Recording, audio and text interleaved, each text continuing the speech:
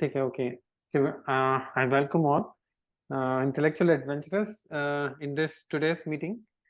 Uh, so today we will discuss about some basics of Python programming. So some of you might be aware of many of the things that I'm going to talk about, but then some of the things you may have not looked the way that you have looked before.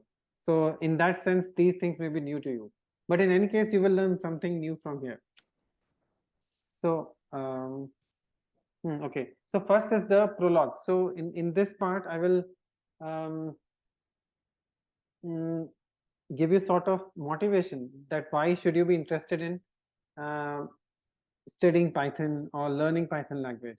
So Python, as is the case with other languages like C++, Fortran, etc., is used to communicate with the computer, because many times you won't be able to solve, for example, a linear equation in 2000 variables on paper. So then you have to take help from computer, but then you have to communicate your problem to the computer, and that you will do with the help of Python. So Python is just a means to communicate your problem with the computer, to let the computer know that you have a problem, and then the computer will solve it for you. Okay. So but then there is one thing. So there are algorithms, and there are already standard libraries. Okay. So sometimes it is also useful to learn numerical methods, given that there are already libraries. So maybe some of you know already about SciPy, for example. So SciPy is a very specialized library that is useful for scientific computations. So it has a bunch of special functions like Legendre polynomials, Bessel function, Chebyshev polynomials, etc., etc. So, but still, why you should be bothering about learning numerical methods? So, numerical methods include integration, differentiation, solving linear equations, and so on. So, one thing is, one of the advantages, so at least once in a life, you should have some idea about these numerical methods. And once you master them, or at least you understand, or you have the confidence of that you can program them by yourself, then if some problem arises in the code or the libraries that you're already using, you will have that feeling that you can how to say that you can manage the problem by yourself, even if there is some bug in the already existing computer program. So in that way, it's useful. So today we discuss the basic Python programming. I'll talk about dictionaries, I'll talk about lists, I'll not talk about NumPy arrays, because so maybe that will be discussed in some other talk. So then one thing is, you might you might tell that I want a shortcut to learn Python very quickly, but to be honest, that's not possible. There's really no road to Python. Okay, so then you have to practice and do some more practice in order to learn Python well. So the more you use Python for solving your problems, the better you become at it. So it's true for condensed matter physicists, it's true for cosmology people, it's true for astrophysicists, it's true for particle physicists. So it's true for everyone. So the more you learn it, so some commercial alternatives are available, like MATLAB or maybe Origin. But then in my opinion, no one can really compare Python. So if you were to make some plots using Python and using other alternatives, other commercial alternatives, they are nowhere in front of Python. I mean, perhaps some of you will agree with me. I mean, so since I have seen this, I've not used Origin though, but I've used MATLAB. So when I switched to Python, when I look back, so that was one of the wisest decision I ever made. So one decision was I switched to Ubuntu at one point of time. So Ubuntu is far better than Windows. Okay, so then why would you care about Python? So as I said, maybe you already know MATLAB, Mathematica, C++.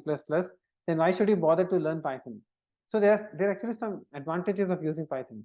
So they are very short as compared to other languages, because I have written codes in Fortran, C++, etc. So maybe a 10 or 20 line codes can be written in Python, maybe in just 5 lines, maybe 6 lines. It is as simple as that.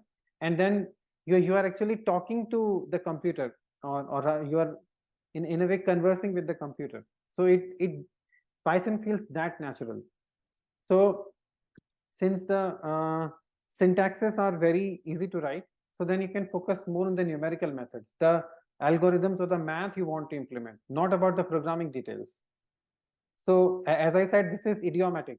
It's almost conversational. So as I show here, so one is this. This is a sample code from C++, and this is sample code in Python. So you can almost read it from here. That so it is what it is going to do. It is going to print some number I in the range 0 to 5. Of course, you must know what is the upper and the lower values. Then that's fine. But then here you know that it is going to do something, and that something is it will just print integers in the range 0 to 5. So it's that simple. So Python is free. First thing is Python is free. Origin is not free. MATLAB is not free. Of course, other languages are free, but then, as I said, you have to write a lot in those languages. But then eventually it may turn out that you have to eventually use Fortran, for example.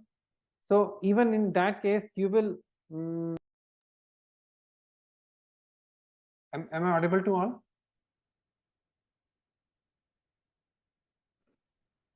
Yes, sir. Now you are audible. Okay. Something happened to the connection. Anyway. For some time your voice was. Okay. Yes, there was an internet problem. I was also disconnected. Okay.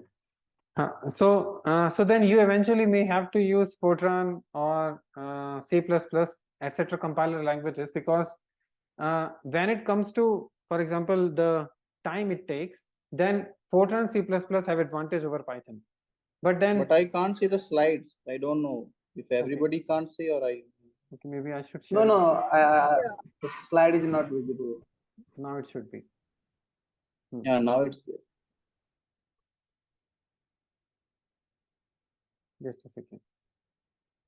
Okay, so many times it might happen that you have to write your code eventually in C++ or Fortran. Even in that case, the insight that you will gain by running some specific methods in Python, because as I said before, it's very easy to program in Python. It will be very, very valuable, very, very prestigious. So then you are sure that if you program it in Fortran, the code will run and the code will give you what you had expected. Okay. So and yes, so one of the advantages that it has standards libraries. So even if you don't import SciPy, NumPy, pandas, etc., it can still do a lot of work for you without you have to implement some very basic operations like sorting an array in either ascending or the descending order. Okay, so and one very important part is Python it's also associated with a wider ecosystem. So you have various different libraries like Matplotlib, SciPy, NumPy, AstroPy. So I've used all these things in my own research, and I really find them very useful. If they were not there, my research would have been delayed by I don't know how much time. But these are really, really useful packages or libraries that you can just install by typing some commands in Python. Okay. So I've talked about this. Yeah. So then the moral of the story is that you should start caring about Python. So even if you are, let's say, you don't find time to learn Python, and that's why you're using Origin, let me give you this assurance. Once you start using Python, you will leave Origin, MATLAB forever. You will never even look at. So Python installation. Maybe you already know this, but let me talk about it in brief anyway. So Python is available for installation for Windows, Mac OS, and Ubuntu, all three of them, and it's free.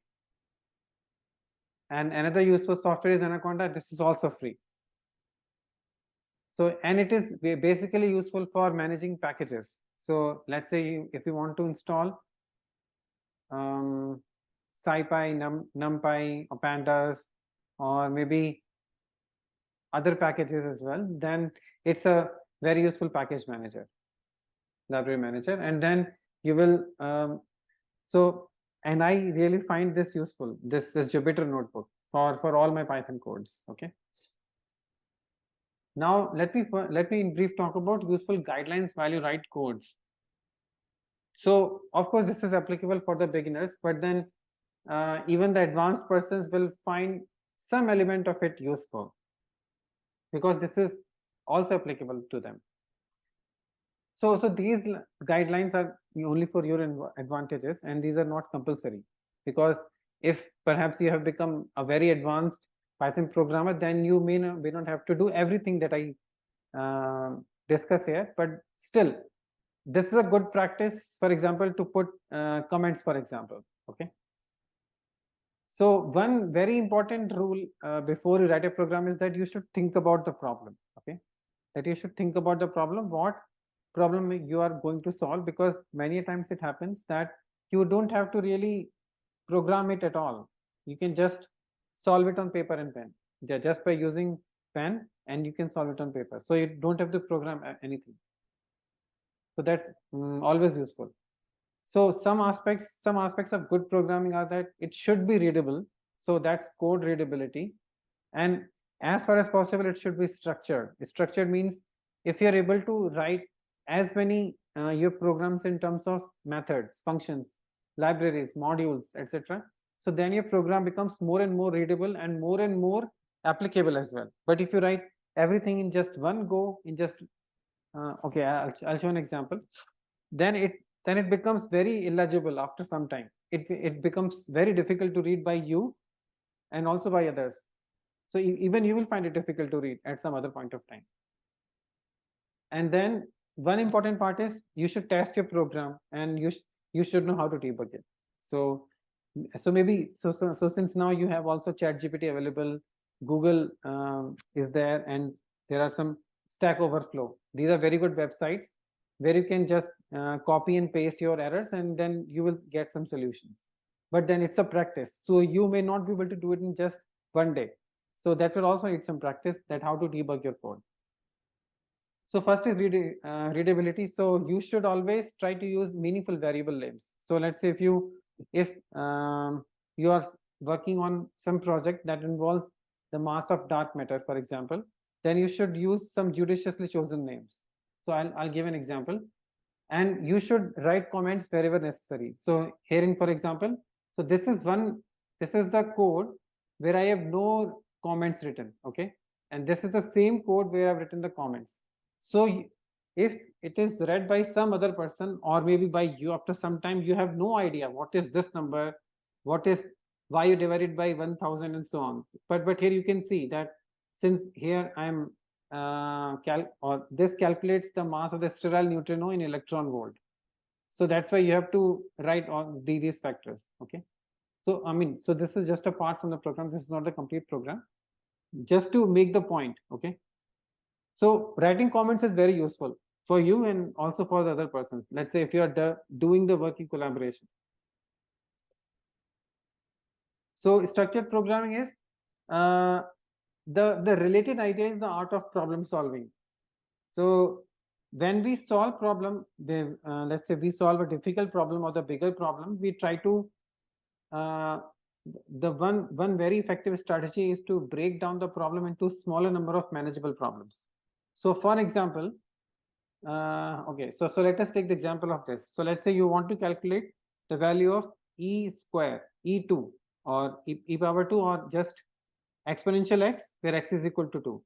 So since we cannot really put infinite number of terms in the computer, we have to terminate the series at some value, let's say n max, because it's a series. Okay, so then one way is to just write everything in a for loop. You will just put sum over n in one for loop, and then you will evaluate this quantity in a for loop, because you will have to take product of various numbers, because you have to calculate n factorial. So for that you will also use a for loop. But one way is to do this. So you write two different parts, this part and this part. So this part just evaluates each individual term. Let's say you have to specify the order. So if you put order equal to 2, it will give you x square over 2 factorial. It will give you order equal to 5, it will give you x power 5 over 5 factorial, and so on. And this part does the sum for you. So you specify the order, and then it will give you the sum till that order. So if you give it 2, it will give you the sum of first 3 terms, 1, x square over 2 factorial.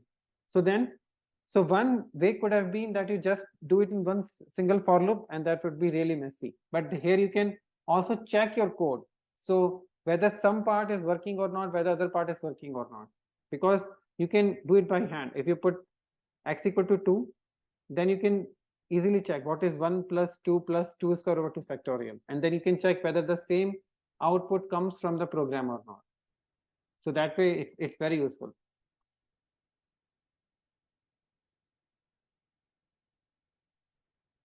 So the next is testing and debugging. So sometime a code may give you absurd results, so then you have to test which component is problematic, which part of the code is problematic. So you may have to comment various parts and to check whether the part that is not commented is giving you what you had expected from the code. So in that case, modular programming is very helpful, because you can just check whether a given module works well or not.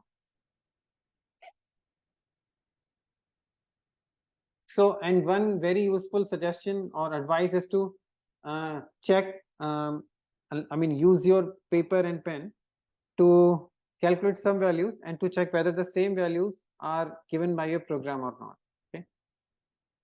So and you can also check whether the variables you are interested in actually has the value or that value or not. So in that case, you can print various values of the variables at intermediate steps. Okay. So now let me talk about some of the Python features. So unlike other languages, so if I talk about Python, am I still audible or the connection is lost? You are audible, sir. Okay. So unlike other languages, like for example C++, Python, where you have to specify, so what is the variable type? So if you want to take char type or float type or integer type, etc., then you have to specify the variable type. But in Python, it's dynamically typed language, so the variables will get the type automatically. So here x becomes a float which stores the value, which has the value 0.5. Here y is an integer which has the value 4. So it will automatically happen. You don't have to specify that x is an integer, sorry, that y is an integer and x is a float. Okay. And Python also supports augmented assignments like this. So you may have seen it in case of C++. I think it's not really there in case of Fortran. This is what I remember. But in Python, it is still there. So if you were to write x equal to x plus 1, you can just write it this way, x plus equal to 1. And if you want to write y equal to y into 2, then you can just write it as y star equals 2. Star is the multiplication operation. So, and it also supports multiple assignments.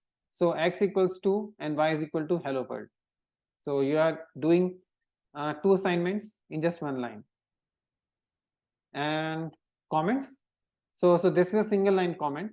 So by putting hash before the line that you don't want your program to read or computer to read, you will put a hash before that.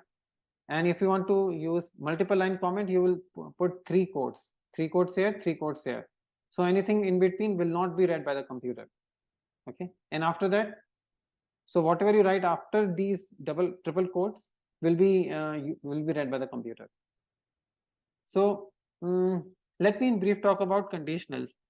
I know you already know, but still it will be a good revision. So control flow refers to the part of that part of the program which gets executed if some conditions are satisfied, and or in other words, it will it doesn't get always executed, because it gets executed when some conditions are satisfied.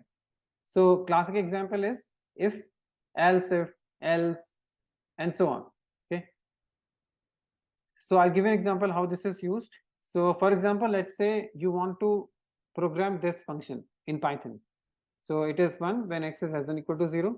So it's as simple as that. You will just write it in this way.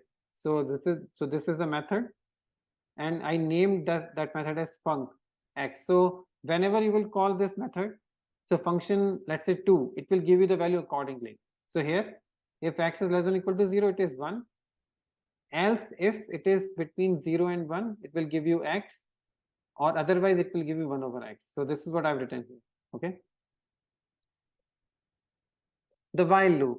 So while loop is used to repeat a code block under certain conditions, because you may have to. So one application could be when you want to find whether some element is there in the array or not. For example, you can use even while loop for that, because in that case you have to search continuously.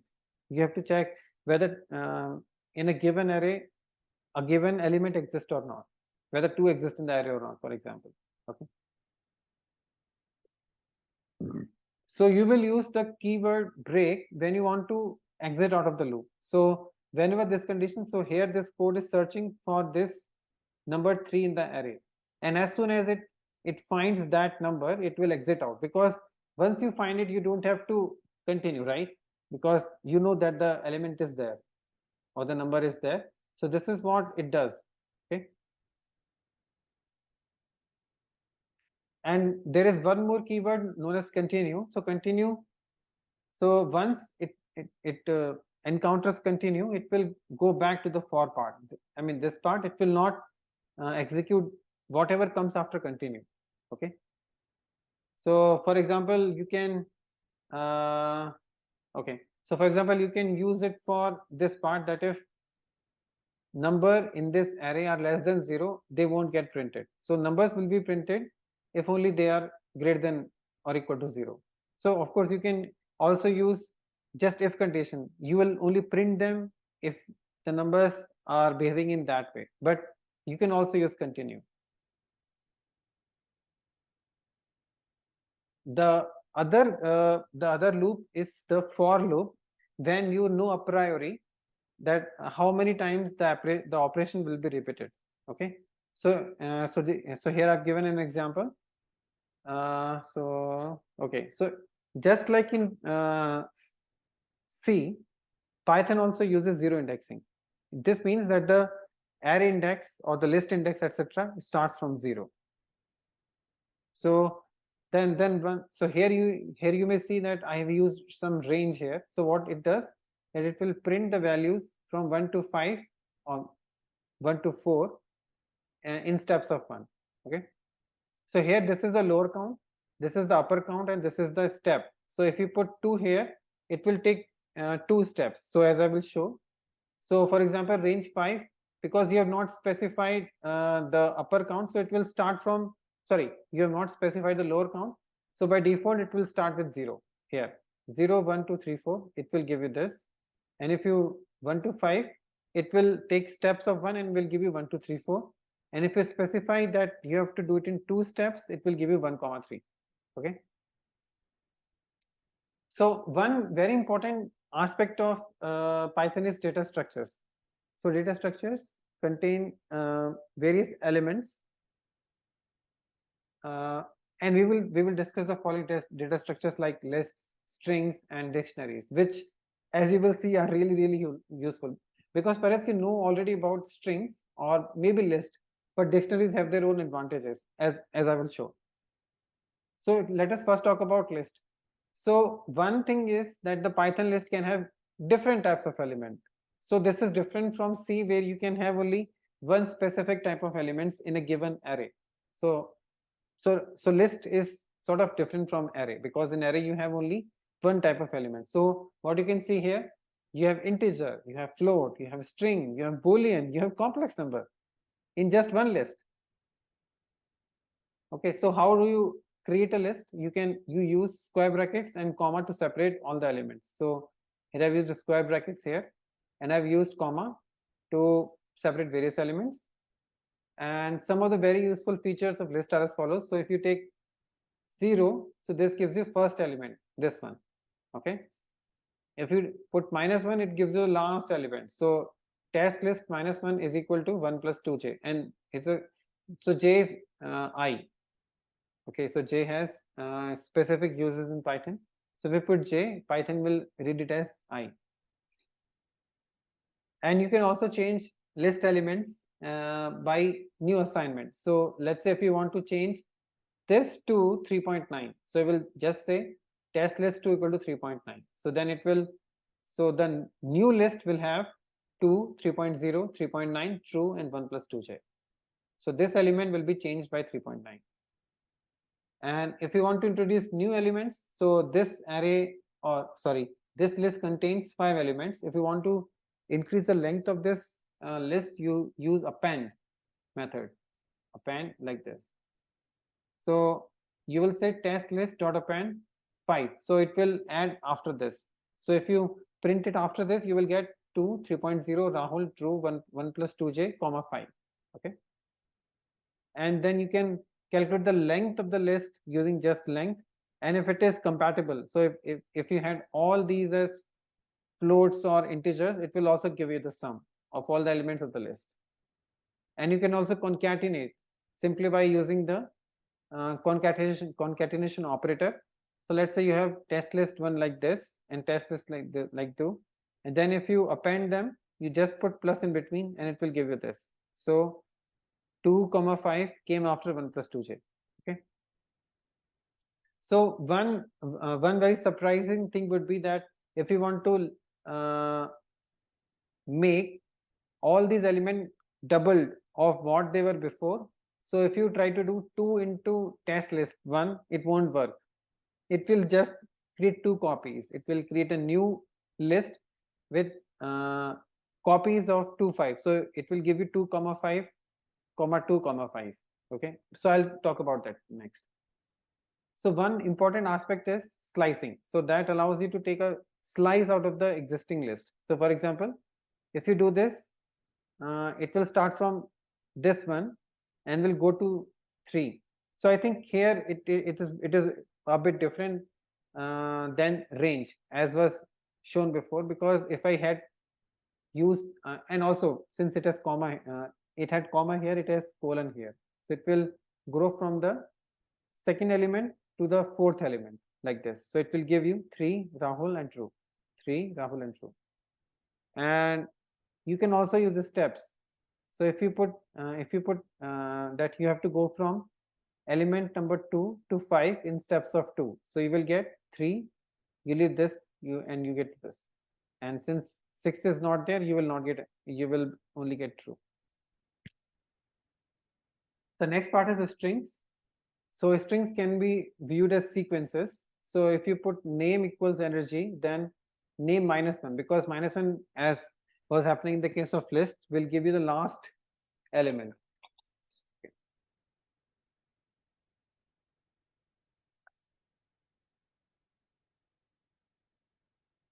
So here I've used single quotes like here, but you can also use double quotes, they will also work.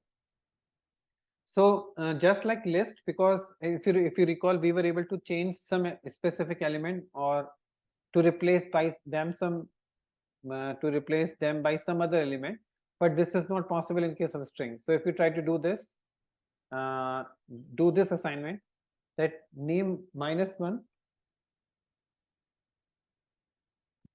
equals as, then you will get an error. You will get this sort of an error. Okay, so this doesn't work in strings case. And you can use this concatenation operator, which is plus, to concatenate 2 strings. So maybe if you use energy plus mass plus equivalence, so you will get energy mass equivalence as the new array. So one useful function that you can do on strings, or that acts on string, is the format function, this. Okay, so how does it work? So for this, you have to, let's say you are trying to print this x and y variables which are here. So you will use double quotes, and then you will put the information in 2 curly braces. So one for this x and second for this y. So first thing is these are the order or the number of or the element. So this is 0, I mean the first element, which is x, and second element, which is y, because as you know, the index in Python starts from 0, so that's why I have started from 0. And then, so these are the number of digits after the decimal place. So here you can see that if I had put 8, it is printing 8, 1 2 3 4 5 6 7 and 8. Okay, and in this case it is printing just 5, 1 2 3 4 5. Okay, and since both these digits have just one digit before the decimal, so it will not matter whether I put 2 here or 3 here, because there are eventually only these many digits before the decimal place. and then these before the decimal you put so these specify the number of digits you want to put or you want to print that come before the decimal place. So here it is 1 before the decimal place, and it is 1, so 1 comes here. Okay, and then this part, the pink part, is the type specifier. So here it is float. You can also have, for example, integer. Okay, so then you have to make some changes accordingly, because for integer this may not be applicable. Oh no, well it depends upon the situation you are in. Okay, so one very important aspect is dictionaries, or rather features of Python program is dictionaries. So computer scientists call them associative arrays, or these are also known as maps in C++. As you will see why they're called maps. They're bijective maps. So these can be thought of as lists, but so if you recall, if you want to print or let's say access some specific element of the list, you will put list in square brackets 5. But in this case, you can also put strings. So in that way, it is different from lists. I'll give you an example. So these contains key values and key and pair value pairs. Okay, so you have a key, and corresponding to that key, you have a value. So for example, okay, so for example, this. So this is the specification for the upcoming survey in South Africa known as the square kilometer array. So this is the name. So whenever, so SK is the name of the dictionary. So when you say this name, it gives you SKO. When you say SK like this mode, it gives you single dash and so on. So these are various technical details about that part, but the idea is you can, so if it was list, you can only put 1 2 3 4 5 here, but since it is a dictionary, you can put name as well. So as I'm doing here. So, and you don't have to put even that. So if you put 5 comma this, so if we say SK5, it will give you SKO. Okay, so you can put anything here. You can also put 5.3, you can also put 5.5, but then this should be here. So this is the key, this is the value, this is the key, this is the value, and you also use curly braces. So this is different from list, because the list you used square brackets. Here you are using curly braces. Okay, now a user defined function.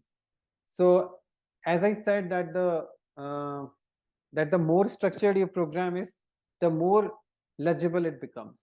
Okay, so one example is this. So let's say this actually calculates the derivative, okay, of a function f. So and Python also allows us to put optional argument. So by default its value would be 0.01, but if you specify a value, let's say, so I have done this 0.001, it will take that value, but by default if you don't supply any value, you will put the parenthesis here, it will just use 0.01. And then you can also use also pass functions as arguments. Okay, so here the function is this x square. So what this is doing, it is calculating the derivative of x square at the point 0.1 by using the definition of derivatives. Okay, now so you can also do some operations on the list in a very easy way rather. So that's list comprehension. So it also gives you ways of appending a list in other ways. So we have done it the last way, we used append that time, but then you can also use this list comprehension. So for example, you have 3 lines code here. So what you want to do here, you want to so this is the X array which you want to populate by twice the numbers 1 2 3 4 5. So you will have 2, or rather sorry, because it starts from 0, so 0 2 4 6 and 8. Okay, but then you can do it in just one line like this. So this is list comprehension. And okay, so okay, yeah, so as I was telling it before, if you square or let's say if you do this, you will multiply it by 2, it will not work and it will just concatenate 2 copies of x's. So if you do this, you will not get 2, 4, 6, but rather 1, 2, 3, 1, 2, 3. Okay. But it works on arrays, numpy arrays. So numpy arrays we won't discuss today, but then it works on numpy arrays. So one useful feature is pruning. So for example, you can do it in just one go. So if so what you want to do, you want to double the element of the x list if it is divisible by 2. So you can just write it in one line. So what it does, it will give you only 4. So it will double the element of x array, xs array, if it is divisible by 2. So this ensures it is divisible by 2, and this ensures you double it. And then you can also put some function here. So you define function like lambda function or some other function, and then you put it here. Okay. So that's fine.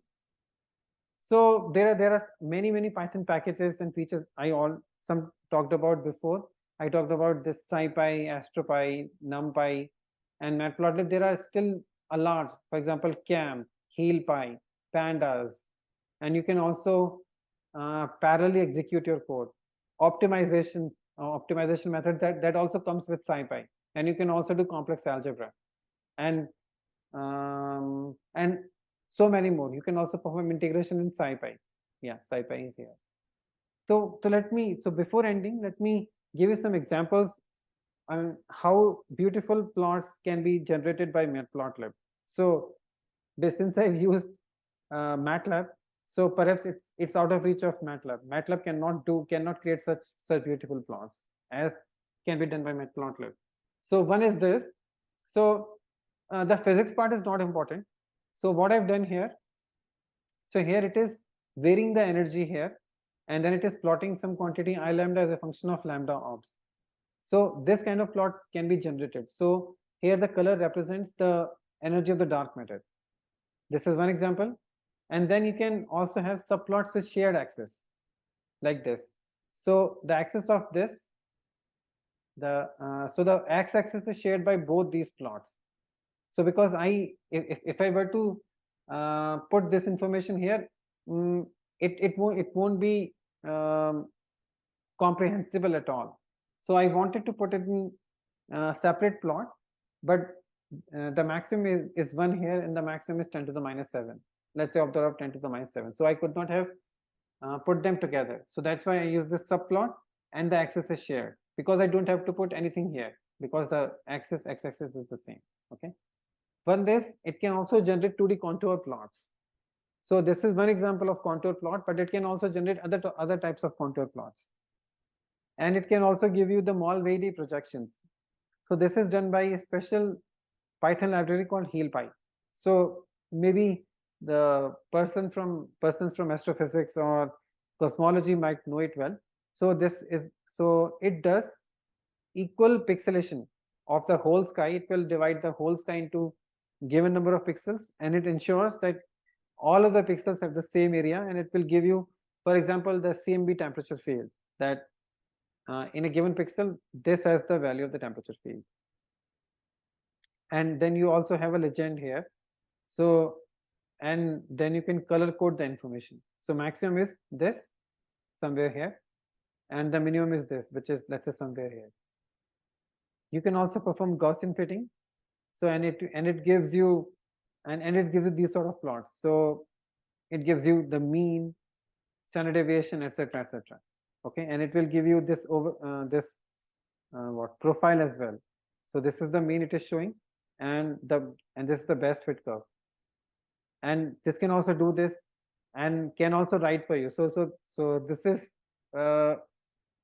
so this font must be familiar to those who use LaTeX very frequently, but it can do this for you. Okay, and it can give you one common legend for 2 subplots. Okay, so this subplot is for both this plot and this plot. So that's one combined subplot, combined legend. So now summary and conclusion.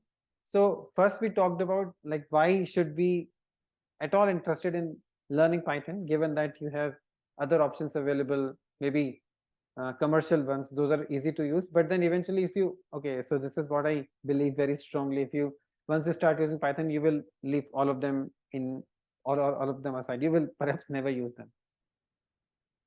So Python installation, so it's available for free for Mac OS, Windows, Linux, and in order to manage packages, you can use Anaconda, and to write the code, you can use Jupyter Notebook, because in Jupyter Notebook you can execute the codes in blocks.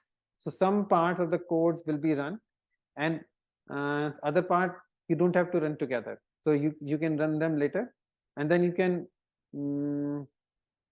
also, of course, run the whole code together. So that will by default happen if you take just the Python script. But in Jupyter Notebook, you have the advantage to run the codes in blocks. And then, so there were some useful guidelines. So it's always a good practice to put comments and to make the program as structured as possible. And then you may have to test your codes under some certain conditions, and then how you debug the code. So we talked about all those parts. And then finally, we talked about some of the Python features, like we talked about conditionals, loops, how do you write the user-defined functions like lambda functions, and so on. And then methods also allow that we can put other functions in them. Okay. And then we talked about these data structures, list comprehensions, etc. So with this, I'll end this talk. So if you have any questions, I'll leave you with this poem. So if you have any questions to ask, you can ask them now.